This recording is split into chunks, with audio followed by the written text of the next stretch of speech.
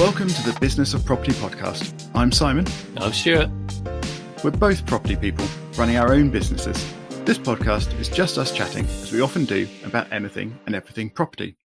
Now, we don't tend to plan these episodes very much in advance. I'm not sure if you can tell the listener or not, but I'm afraid we don't. However, on this occasion, we have just spent a little over an hour talking about what we could talk about on this episode. And we've gone through lots of different topics and had very interesting discussions. And our main conclusion is that we probably should have been recording the last hour.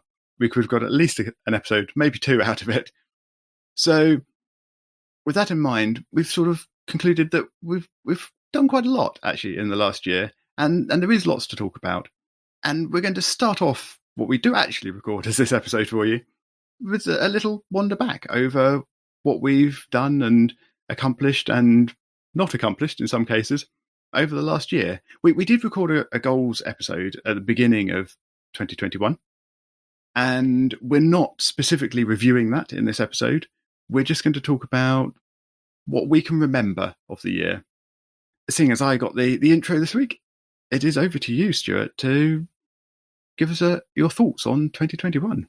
Yeah, and these are going to be a couple of minute updates. And as Simon said, we talked about it, and I kind of always feel in two minds about events where you look back and then look in the future, because it feels kind of staid and overdone. But it actually is quite important. And funny, as soon as we had the conversation, whereas I think, God, what did I do this year? Have I done anything? And I look at it, and the first thing that popped up is that I've taken on 5 rent-to-rent properties, and I should have worked out the number of rooms, but it's somewhere in the region of 40 rooms that I took on as rent-to-rent.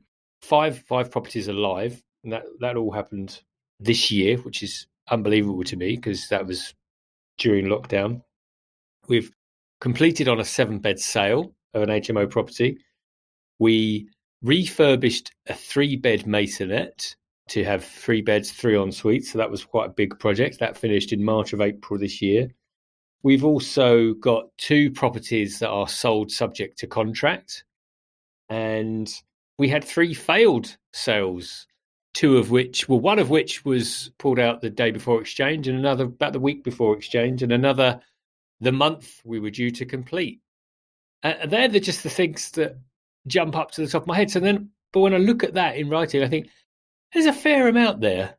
There's a fair bit of effort. So in many ways, it is good to look back, because I think, well, okay, I haven't gone this grey for no reason. So that's my very quick summary of this year. And there's probably other things I haven't talked about. But Simon, how about you? Unlike you, I haven't written down any notes from last year. So as we were discussing this, you've just been taking some little thoughts down, and I haven't. So I'm probably going to forget half of the things I've thought of to mention. But I thought I would first of all talk quickly about some of the stuff that I've done with PaTMa. There have been a couple of big projects that have been in progress. Making Tax Digital has been a big one, which is in progress and should be ready for public use from next year, even though Making Tax Digital for Landlords has been put back and won't actually be starting for another couple of years. But the software should be there and ready to go. Linked to that, but also as a separate thing in its own right to ease admin and things, has been support for open banking and easier record keeping. But also there's been big improvements around the data capture and data provision within PaTMa, particularly around planning applications, but also around census data and population information, also around sort of combining data from other data sources that have become available, so particularly EPC data and things like that, to help improve what's available in PaTMa. Some of that has come out, or is in the process of coming out, in exposing comparable information while you're looking for potential investment properties. And the big one that is currently in progress is a major change to the way the user interface looks and feels and works.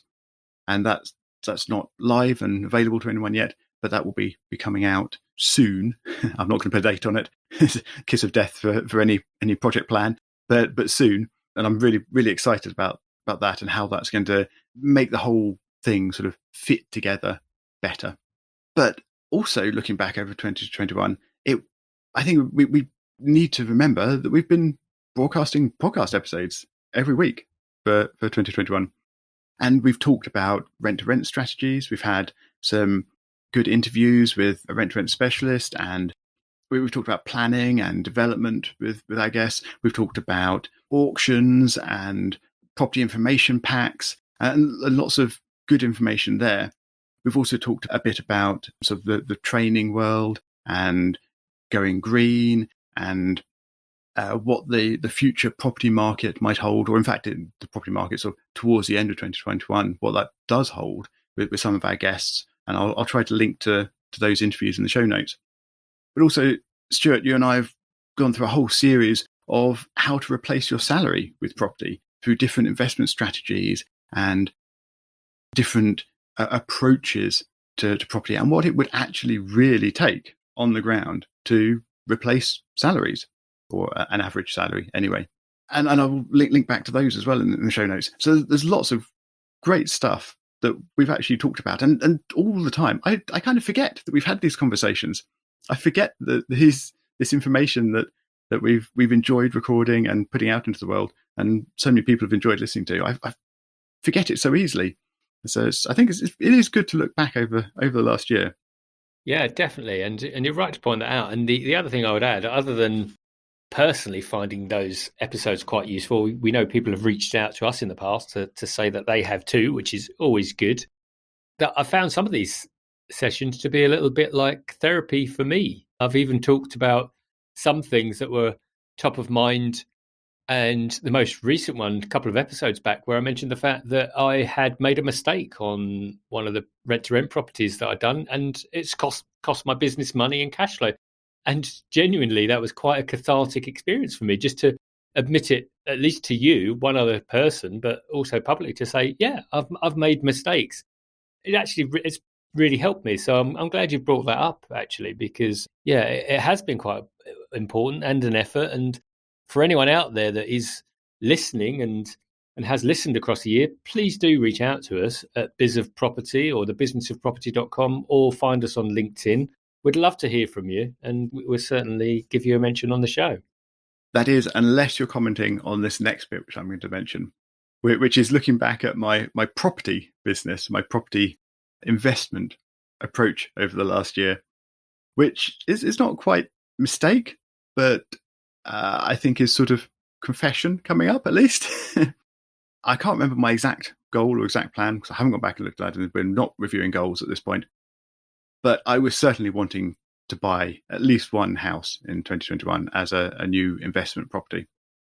And I have largely procrastinated on that. Partly to blame is pandemic and virus hesitancy, wanting to avoid contact and avoid going and looking around properties for some while. But then later in the year, when that became less of a concern, vaccines were around, rates were lower over summer and things like that, I still didn't get into that as much as I feel I should have. And as a consequence, I have not purchased a new property in 2021. I have, however, done some other things with my money out of desperation of seeing inflation going up and the value of my money gradually decreasing. That's worsened still by the fact that the property market has been going great guns, and the property that I might be buying has obviously been increasing in value, and hence I have less purchasing power.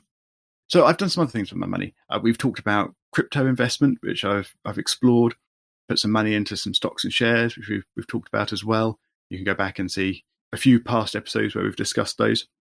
And I've also made a new angel investment. That's a fairly substantial angel investment. And that has now started paying interest, which is always very, very pleasing. So that's been good. And I've also explored Portfolio. Portfolio is the mobile-based app from the two Robs of Property Hub fame. And I signed up very early on for this because the Robs were talking on their podcast about something big and exciting and new that they were developing. And they kept dropping hints that it was sort of technology based. And of course, because I'm in the prop tech world, the world of property technology with PaTMa, I was really curious as to what they would be creating. So I signed up as early as I could for their sort of early notification list and things like that. In the back of my mind, I had this sort of slight thought that might they be launching something that would be competing with what I'm doing? And would I be concerned about that? Because they do hold a lot of sway in the property world. So I was a bit concerned about what they might be coming up with. So when they actually did finally announce portfolio, I was actually quite relieved and thought, oh, okay, not competing with me. Phew. But that's an interesting approach. They've backed it with a REIT, so a financial investment vehicle, which is generally reserved for sort of larger investors. And they are trying to open it up to smaller investors, which I think is an admirable thing to be trying to do. And I think it's going to be really, really interesting to see going forwards how they actually manage to accomplish that, or if they manage to accomplish it, because I think they've got a lot of regulatory hurdles to overcome to really be able to do that. As someone with early access to portfolio, and as someone who had a little bit of money to invest and try and not lose to inflation, I did actually, or have actually, put in the minimum investment, so just over £10,000 into portfolio. So I'll be doubly interested to see how portfolio progresses and how their vision for it works, but also, obviously, how the investment value increases, hopefully, and provides return.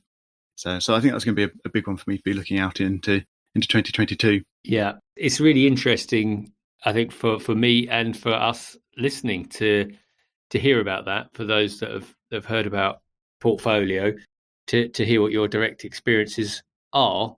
And of course, we can compare that with our other investments, your other investments, and also your general experience of it as a whole. So I think that's quite an interesting development. Hopefully be more positive than your crypto story. Yeah, it wouldn't be hard to be more positive than the crypto story there. I haven't actually looked on the day of recording, but in the recent week or 2 weeks or whatever since we last talked about it, maybe it's been longer than that. It's hard to remember, but it has had several more ups and downs, and yes, it's been an ongoing roller coaster, that one. So yes, I sincerely hope it will be more stable and more upwards. Good. And in regards to my 2022, the first thing I'm thinking about is the first quarter. So I'm having a conversation with someone at the moment about partnering on the development of a co-working space, which is really exciting. It's quite daunting because it's a big space. It's over 20,000 square feet. It's pretty much an empty shell across 3 floors and is going to need a complete fit out. But the partner that I am potentially going to work with has experience of building co-working spaces. They've built a few already. Obviously, I have experience as regards to refurbishment, particularly in residential. So that's going to be a big project for me to get my teeth into. And hopefully, as we move into sort of territory where I can actually share real information, a bit like your portfolio story, we can share more with listeners about how those things develop and share my hopes, dreams, fears, and concerns. Yeah, I think that's going to be a really interesting one to keep tabs on. There's going to be lots of stuff that's different to what you're really used to. So I think it's going to be lots of things for you to learn and talk to us about. And I think also the co-working space, as well, I have thought that co-working has got to be a bigger part of the future of staffing structures. I don't quite know how to describe this going forwards. And I hope perhaps that the pandemic will have helped to accelerate that. So I've always thought that co-working, while traditionally for much smaller businesses or single person businesses to use as shared office space, I've always thought that it has a big potential in being a space for remote workers of larger companies and larger organizations as well, perhaps with a bit of an office maybe, or perhaps in actual shared working spaces. But it allows people to work locally to where they live rather than having to commute in, but still have that separation from home life and perhaps from working on a dining table, which isn't ideal, or with children in the background or what have you. It gives you that separation and that more sort of professional working environment without big long commute, because hopefully you can find a co-working space that's 10 minutes down the road or whatever, rather than 30 minutes or 45 minutes into London or whatever it might be. Yeah. So yeah, I think there's lots of interesting things and lots of potential in that world. Yeah, I'm excited to learn something new, but hopefully not so new. You know, I know enough to be scared by it, but not be put off by it. And like you say, I think the working dynamics are changing as we speak. You know, we don't know how they're going to change, but our own personal experiences tell us. You know, originally everyone thought, you know, city centres would die, you know, London would die, but of course that could never be the case. As is more likely is that things will balance out and people will want. So we've seen it that even solopreneurs or people that are still employees would pay for a co-working space for the very reasons that you just talked about, which is I just want to get out of the house, because that was my experience certainly from last year's lockdown. Was, of course, it's nice, but like you said, there's no demarcation. So for me personally, I know my experience was starting work when I came down the stairs and then not really finishing it. So, but also just to see how that works with businesses, local businesses. That's what we're sort of really thinking about. So I'm genuinely excited by it. Yep, I think it's a very good project, and I'm looking forward to going and having a nose round the space when it's available. When you say nose round, obviously only once you've rented part of the space. That's the deal. Okay. As a potential customer. Not quite the deal I was hoping for, but we'll have some words off mic about that. see what can be arranged. So, is there anything else that you're looking forward to in 2022, or shall I mention the sort of main things that I'm planning? Well, I suppose just speaking openly, I've always done a bit of consultancy alongside the property business, and you know that's been spinning plates for me for a good while now. And this year sees me fully letting go of the consultancy work, so I'm now going to be officially full-time in property, which again fills me with a level amount of excitement and trepidation, which I think is natural when you know of the commitments that you have as a husband, a father, and just someone that's got bills to pay. You know, really looking forward to that, but then really looking forward to being totally focused on my property businesses. So that's good. Other things in 2022, Simon? What's on your mind? Well, firstly, let me just say congratulations on leaving the sort of employed world behind. Thank you. And moving into just property and just your own business. I think that's also a very exciting step. So for me, though, I am finally, really, honestly going to try and buy another property. So I am going to do that. I really am. But also, I'm in my PaTMa world.